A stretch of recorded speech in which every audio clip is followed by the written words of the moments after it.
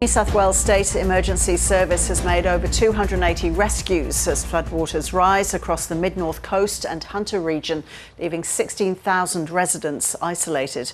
People forced onto roofs and verandas are being pulled to safety, with one resident filming the moment they were rescued.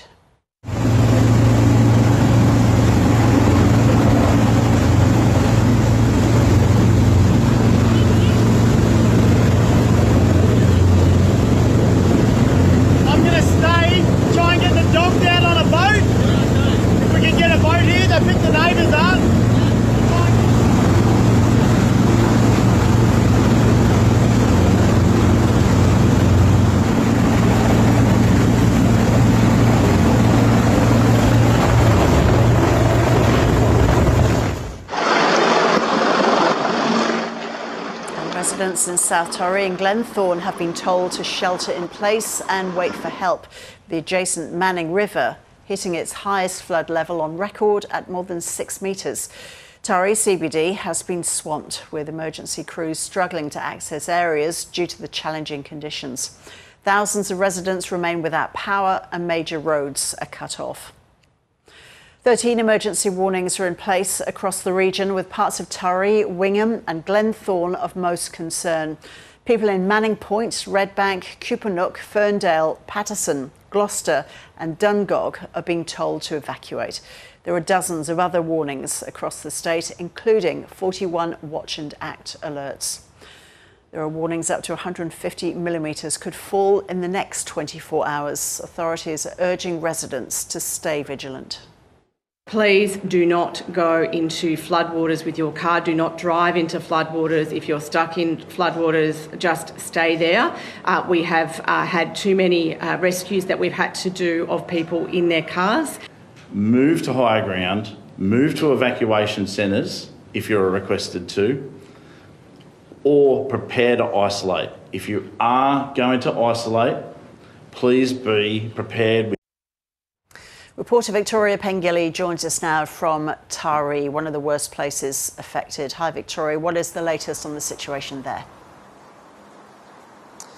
Hi Ros, well look, the rain has just been coming down in sheets all morning and afternoon as well. Tari, the town, is completely cut off. 16,000 residents here are isolated.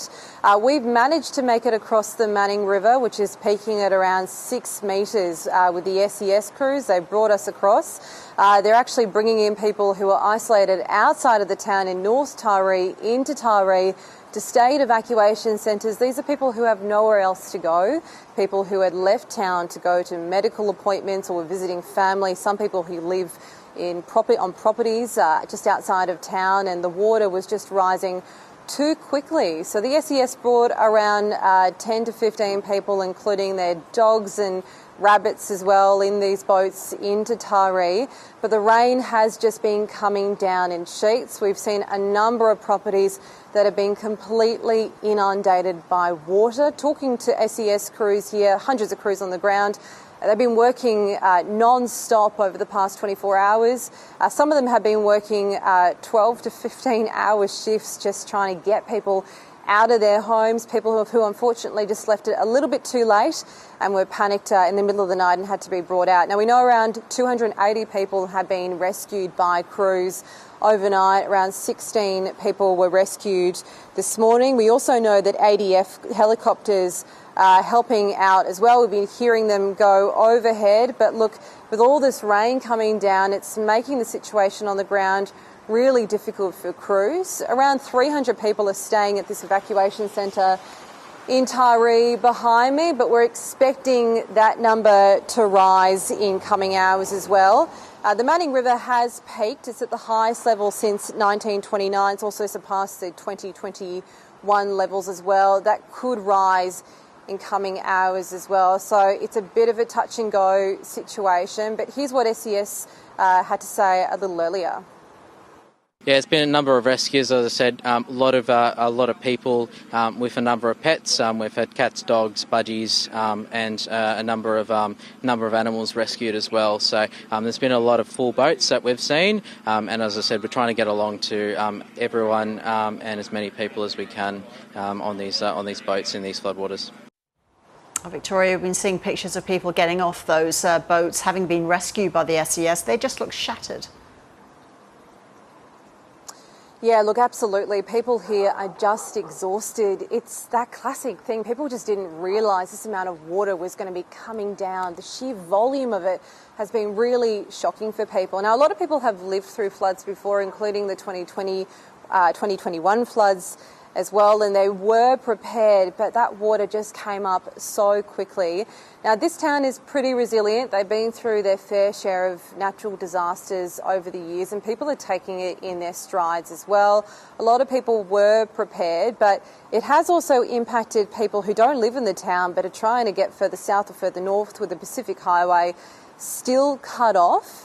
There's really no way for people to get past Taree in either direction, and we've seen people isolated in North Taree and also South Taree as well. These were people who were on holidays or visiting family and they now just can't get home.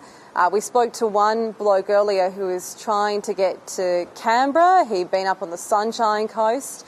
And it was a pretty treacherous drive, and he just got stopped at North Taree. That sheer amount of water over the bridge, the Manning River, there's no way that he could get through that. Here's what he had to say earlier. Google Maps said, this way you're taking avoids all road closures and everything, and then you get down there and there's no road there, or there's a truck bogged in the middle of the road, and so we had a nightmare actually getting here, and then the time we actually got here, yeah, the road's flooded, so. Now, look, the Weather Bureau is forecasting another 150 to 200 millimetres of rain to fall in the next few hours. So the situation here could deteriorate even further. We are expecting that Manning River to rise even more, and we could see even more homes and people impacted. Ros? Victoria, thank you for the update. We'll check in with you a little later, I'm sure.